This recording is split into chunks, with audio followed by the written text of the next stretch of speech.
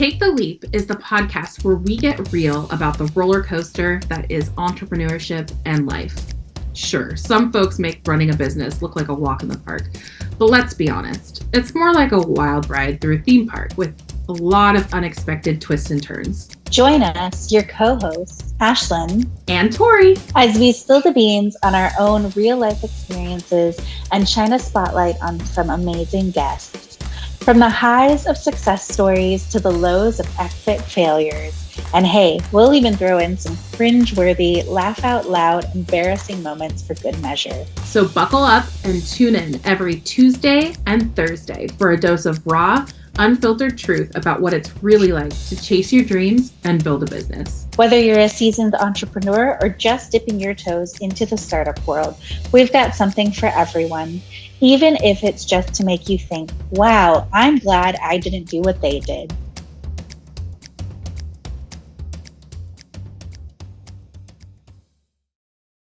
Welcome back to Take the Leap. I love these solo episodes with you, Ashlan. They're a special treat. They're so fun. How are you doing, Ashlan? Well, as you know, we had to move stuff around because I got sick last week. So I'm feeling so much better. And yeah, y'all, get your flu shots, wash your hands, be safe and well. But yeah, doing a lot better. But I had some forced timeout time from. Sometimes it's like your body's way of saying you need to. Yeah. You just need to. Yeah. I'm so glad you're doing better though, because you did not sound great for a while. Oh my God, I know. You had it so bad. Yeah. I haven't had a fever that many consecutive days in like a very long time. Thank God for modern medicine. Yes. Yes. It's important. Well, and while you were battling that, my son, I don't even know if I updated you on this. My son had hand, foot, and mouth. Oh no, I hear that's like pretty common actually in little kids now, which is scary. So scary. Yeah, it was a lot. So, and thankfully, it wasn't the worst it could be, but we were playing with a kid who had it and they didn't know that they had it. And so, he got it pretty quickly after.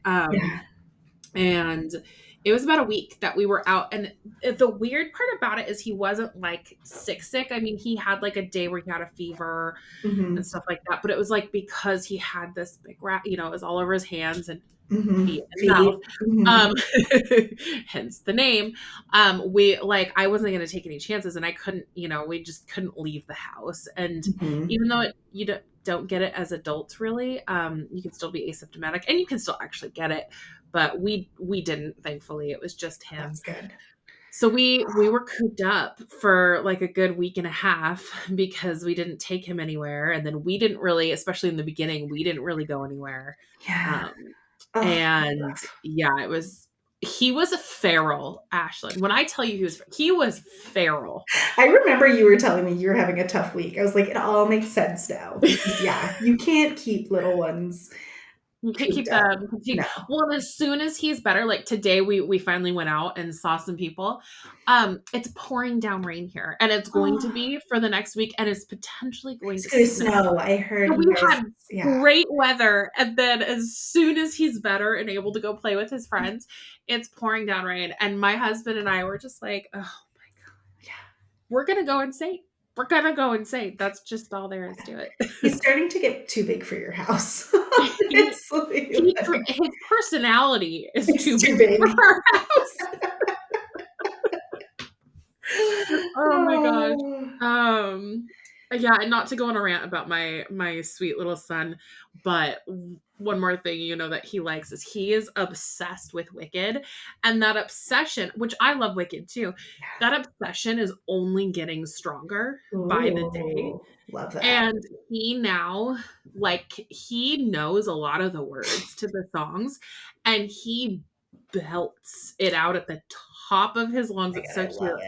I have this really cute video of him just like standing on the couch, and it's like during Defying Gravity, so like at that pivotal moment in the movie, and there's that pause, and then she goes into that high note, and because he is not a professional singer, he's 2 years old. He just screeches at that point like a pterodactyl. Oh, I love it. Oh, So that's so he's cute. standing on the couch. His arms are out. He's pretending that he's flying. Flying. And he's just screeching at the top of his lungs. And it's really cute. Oh, that is super It's cute. also very overstimulating, but it is very cute. I love that. It's so cute. So that was a very, to all of our wonderful listeners. I'm sure you tuned in this week just to listen to us talk about being sick and my screeching 2-year-old. But there you are. There you have it. Life's lifing outside of Life is lifing. podcasting. Yeah. Well, Ashlan, their last guest that we interviewed, that just published a little bit ago, was our episode with Mary Williams, and we had such a great conversation with her. Love Mary. Obviously, Mary is a friend of ours, so you could tell if you listened to that full episode. You could tell. Like, Yeah. you could tell that When I was editing it and I was like, oh my God, we're going 2 hours again. Because there's a point in it that we were like winding down and then we like just right for back up. another half an hour just chattered about it. It truly was the most unhinged episode of Take the Leap, and I am here for it, and I loved it. Yeah. But one thing we talked about a lot was quality over quantity in terms of networking and relationship building, which is so important. And Mary, I would say, is like a pro at networking, and so are you. I'm not. So I felt like I learned a lot from you both through your different experiences that you talk about. But yeah, like, what do you have anything you want to add to that quality over quantity networking relationship? Yeah, I mean, I think, I've gone through times where I'm just like, especially, me, I do in-person networking, but not as much since I moved to Vegas. I do more virtual. It is better to go deeper with like the same sets of people than it is to kind of just be in a lot of random rooms. And I find that it's just so much more important to nurture things over time instead of being like, okay, I just met like 10 new people and, I'm trying to keep all 10 of these things going. And I don't mean it to be like in a self-serving way, but sometimes there's just going to be people in your network that there isn't a lot of overlap or like area for collaboration or, this is part of the reason why you and I do the podcast together. It's like, there's a commitment to showing up for each other and being, and building that together. And so one of the things, that was, I think, really telling is the fact that, and I wish I hadn't moved. I feel like I moved like at the way wrong time, but with the Feral Book Club starting up and y'all be, reading smutty romantasy, which I enjoy from afar. But, being able to have that same core group of people that have business interests and just outside interests, I think is so just key and critical. And I've been really enjoying seeing the collaborations that are coming through. Like, I know Megan Ekman, shout out to you if you listen to the pod, just reached out to me, about some new stuff that she's doing in her business. And so I think it's wonderful to be able to have those like touch points and check-ins with folks that will keep going on over time.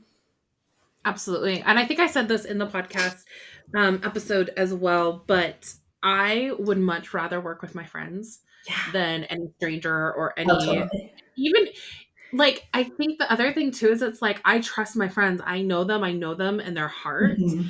I don't need to see their full portfolio to know that they're going to do a great job if I recommend a client to them. Oh, absolutely. Like, I don't need to know. Like, I don't need references. Like, I am a reference. You know what I mean? Like, I know who they are. I know who they are at their core.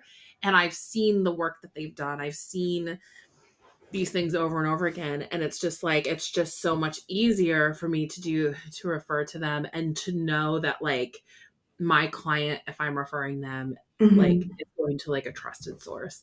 But the other thing too is just like kind of spiraling off of what you said is like, even just like at a friendship level, like life is so hard already as it is.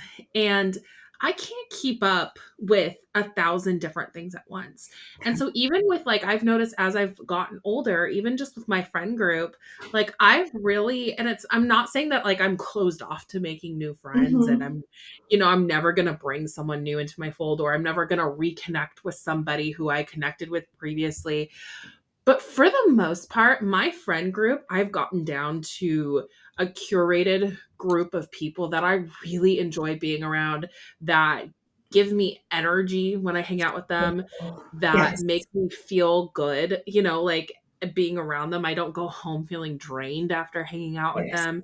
Yes. And it's a mutual relationship with all of them where there's a lot of, give and take on both sides, where they check in with me, I check in with them, and I see a meme or a TikTok and I send it their way, and like vice versa. Like it's not a one-sided relationship, and it's taken me a long time to get to this point, but I now have this group of people who I go to for certain Mm-hmm. situations, that I go to for comfort, that I go to hang out, that they come to me for other things. And when you kind of take that same concept, because an average person, you can't be best friends with 100 people, right? No. Like you can only be close friends with a certain number of people. And so if you kind of apply that same concept to your working relationships and your networking, it's like, Mm-hmm. yes, you can have acquaintances, and yes, you can bookmark like, oh, it was really nice to meet that person, and I can't think of anything I can do with them right now, but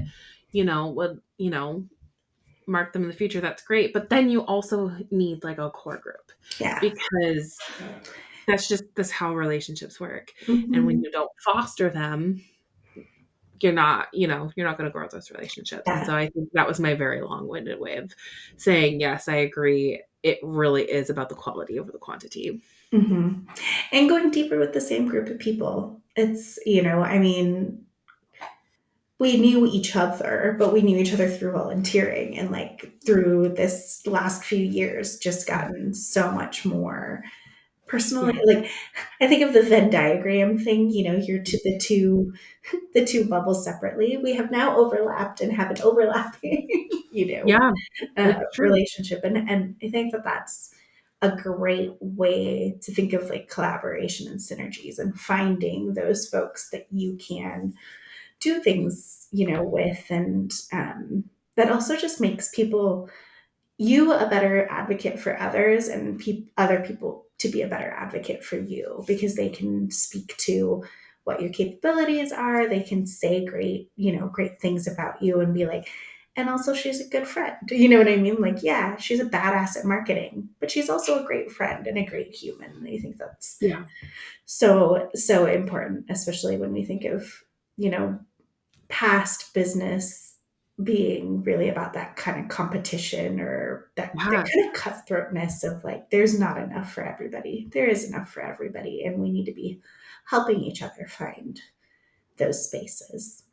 Yeah, it's all about community. That it comes Yep. back to that same word that we keep using, is it's all about community this year, Mhm. and how can we support each other and support our community, because you're right, there is enough business for all of us. And I think at least for me, I have benefited more from that kind of a mindset Mhm. than a competitive one. I think Totally. earlier on in my career, I was definitely a little bit more in that competitive mindset of like, that's kind of how we were taught to be, and I didn't want to share things with other people in case like Mhm. like they were better at it or whatever. And now that's completely out the window, Mhm. because there are people who are better than me, and they're better suited for certain projects.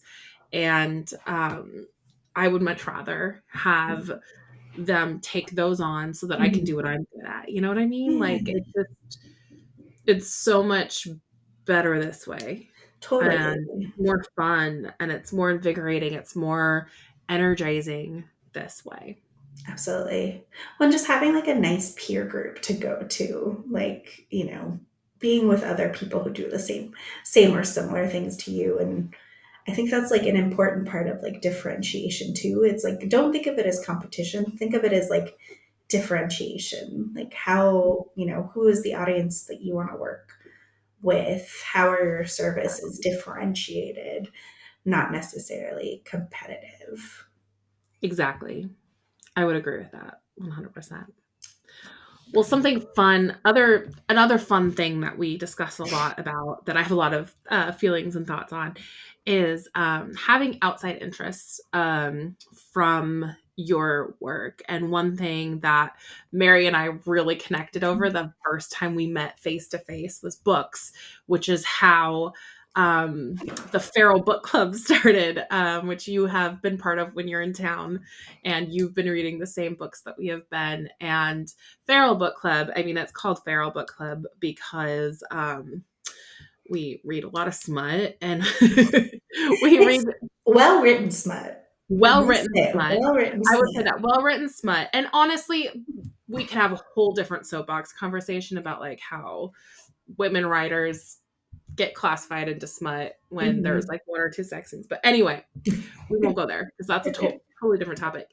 But we read some really good shit, and we read stuff that makes us excited. And I have found, like, through that conversation and through like kind of that last year, I have started reading like I was a teenager again. So for example, like Harry Potter is the first book series that comes to mind. Like I couldn't put it down. I'd wait at the like release parties at Barnes and Noble for like the new ones to come out, and I'd be up with like my little flashlight at like 2 a.m. reading. And I feel like that again about a lot of the books that I'm reading. And I consumed a lot of books last year, more than I've ever read in one year. And I just was flying through them. And I'm a mom and a business owner, and everyone's like, how do you have time to read all this? And it's like, well, I stopped doom scrolling and started reading Yes. Oh my instead, gosh. Yeah. because I found this new thing that I could do instead. And all of that to say is that I have felt, one, a little more fulfilled this past year than I have ever felt. Like I felt like I was actually putting myself first, like engaging in a hobby that I could actually accomplish without, getting frustrated or not feeling like I had enough time. But then also, I was so much more creative Yep. in my work because I was reading about fiction. I finally got to the point where I'm like, the problem I have with reading in my adulthood is that I have a book list a mile long of books that I'm, quote, supposed to read, like all of the self-help business, like ones that like better your mind. And those are great and have a purpose too. I'm not saying that I only read fiction, because I do like to pepper some of that in as well.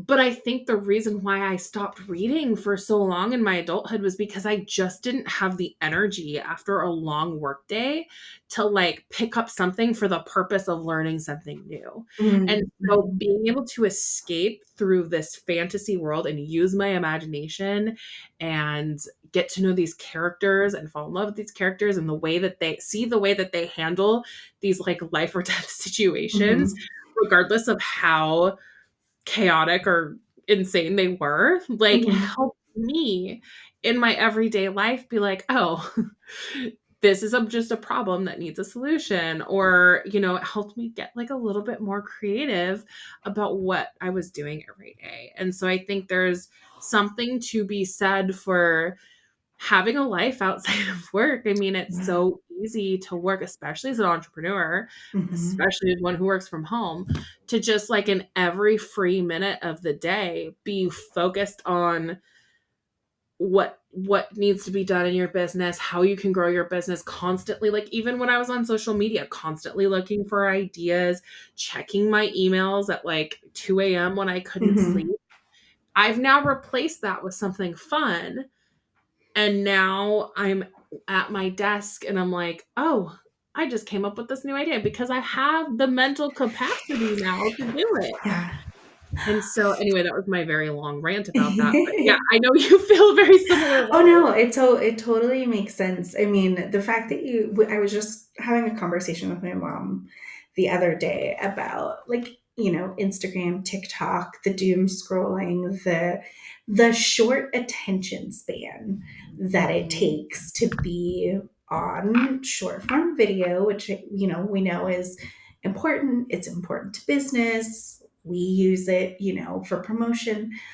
But there is something to be said about reading, because it helps fix that basically habit of having the short attention span, so that you can actually like focus to like do creative writing, or write a marketing plan and a strategy, or be able to I love having access to like different pop culture things, or books or fiction, as a way to be relatable to other people. Like Yeah. when you let me borrow the Akatar series, I mean, I flew through those. I mean, and they're, just for everybody, they're huge honkin' books. I got all 5 from Tory.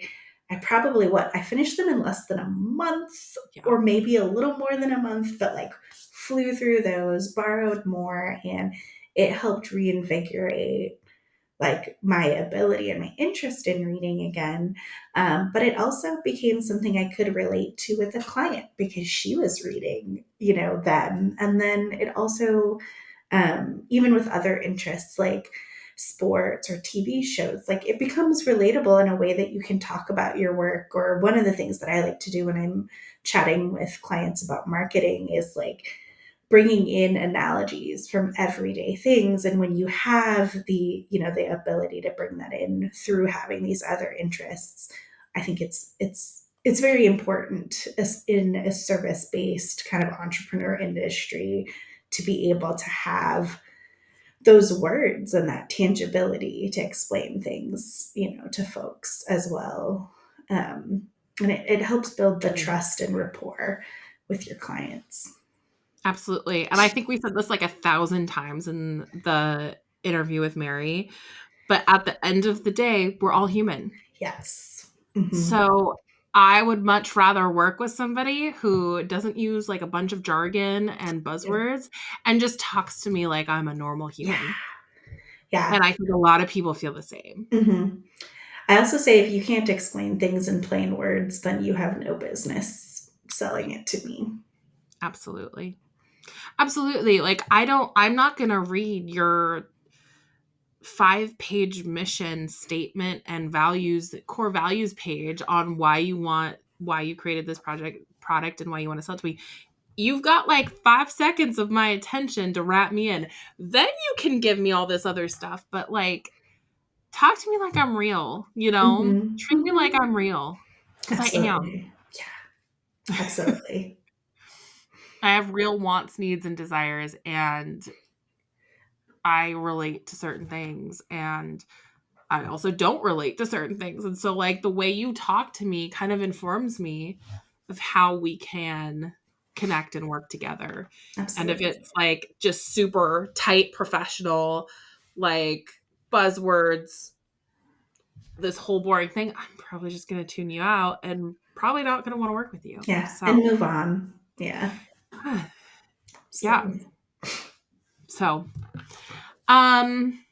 okay. Well, Ashlan, in our new favorite segment, what is one win that you had this week or this month, and what's something that you think you could do better? And then I'll give you mine. Okay, awesome. So my one win is I actually got to meet up with a client again who is based out of Dallas, Texas, but she was here in Vegas for a trade show. It was really fun to just spend time with her, grab content and video, and really, one, she will say things to me about like why branding and marketing is so important, which is like, yay, although I don't feel like she had to be convinced super hard of it.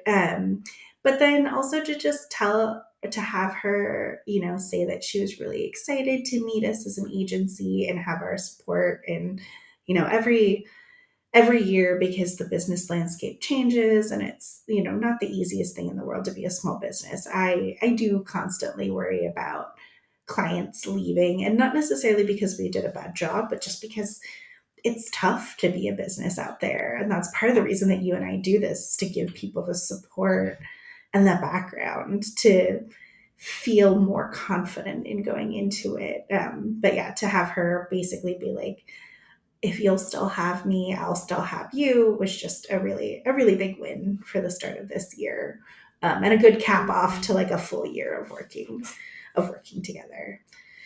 And then Congrats. That's exciting. yeah, and then my one do better is systems and processes that allow me to be a little more detached from my business.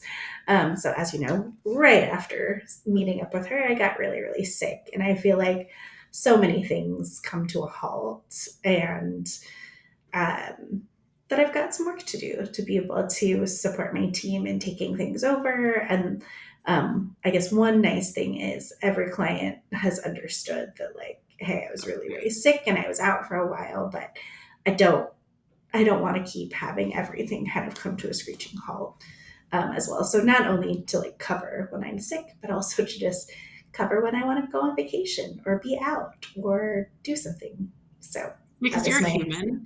exactly. So, Yeah. Yeah. Yeah. yeah. And that's why we do this, right? Is so that we can do things on our own terms. I love that. Absolutely. Thank you for sharing that. Yeah. So Tori, what is your win and your to be better? Well, my win is that I had in the month of January, I don't usually get this many discovery calls, but I had 5 in the month of January, which is Yes. huge. Yes. And I'm 99.9% sure that 3 of them are going to at least come to fruition. So Ah, I've got I've got some more meetings with each of those ones. So, and then the other 2 we'll see. So, and if they don't, that's okay too. And I put it out in the universe that what is for me will be for me. And I'm really excited to see what comes from that. So, I love that. yeah, it was a really great way to start Congratulations. off January. Heck Like I yeah. wasn't expecting that for January at all. That's awesome. So that was really good. The thing that I want to do better is that I spent the whole week that my son was sick ripping my hair out because I hadn't touched my accounting for an entire year. Oh, And I did it all this week. And this is not the advice that I would give any business owner. But I just got last year was so busy and it was great. And I just didn't have a lot of extra time. I didn't prioritize it. And we've got a couple different businesses and a couple different things, so it did take, even though the transactions weren't huge transactions and there wasn't like a ton of things happening every month, it took quite a bit of time to get everything organized, and and I categorize had to it. do it. Yeah, Yeah. because I owed some 1099s because I did some Oh, contracted work with right. people, so it's like I had to get it all done this month. I had to get it caught up so that I could then do the 1099s. And the good news is we now have everything we need to do our taxes. Yay. So all of that's together. But this happened the year before too, where although I don't think it was quite as bad, but I had put off things for quite some time. And I will say this is kind of embarrassing to admit to everyone, but I just, the whole purpose of this is just to share like things that we've learned. Because I wasn't on top of my accounting, I did not realize that a previous client missed a payment until Oh. and it's been like 7 months. So I just wrote that off because yeah, that was my bad. So that's embarrassing and also pretty annoying at myself because Yeah. that was a chunk of change that I could have had. Oh, Um throughout the year. Yeah. So that was my lesson. And I will, dear viewer or listener, I will tell you that my sweet, sweet husband sat down with me and said, "You can't do this again next year. No, you can't do this again next year. Intervention." Um, and we came up with a system, and he's helping me where we're entering things on a weekly and monthly basis. So I have a plan for 2025 to be better. And I just want to remind all of you out there that when you put things off for too long, they eventually become a really big problem. Mhm. So just putting it out there. Yeah, that's one of those things that doesn't go away. No, It will still be there. And no. there And you're are, more likely to make mistakes like I mhm. did. if you're not staying on top of it. And what had happened was they'd forgotten to pay one of my invoices. So I sent both invoices at the same time. They only paid one, and I, in the moment, didn't realize it. Yeah. Mm-hmm. And then 7 months later, discovered it as I was doing my books. And Ugh. I mean, it was a chunk of change. So I should have noticed it, but I didn't because I wasn't paying attention. It's a bummer. Is this somebody you're not working with anymore? Yeah, it's somebody I've transitioned out of, and that's why That's why you can't go I back. can't go Ugh. back. That's That is a bummer. That is the hard part of. Yeah. And even if it was someone I was still working with, I would feel weird being, well, I don't know, I guess it would depend on the dollar amount, right? Yeah. But I would still feel really weird being like, hey, so I didn't have my shit together, and because of that, you now owe me. Lessons So learned. Yeah, lessons learned, people. Well, thank you for this great conversation, and thank you everyone for tuning in. And I hope you got a lot out of our conversation with Mary and got our debrief here. And yeah, we will see you again very soon. If you have anything that you want to ask us, or guests to volunteer, or anything at all you want to chat about, feel free to send us a note. And other than that, we'll see you next week. Bye for now. Bye, everyone.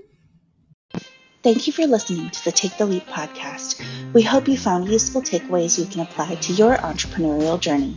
Subscribe so you don't miss future episodes, and keep in touch and follow us on Instagram. If you have business questions, shoot us a direct message or leave us a comment. We'll try to cover it in an upcoming episode. And visit our website, taketheleap-today.com, for more resources like our online course that accompanies this podcast.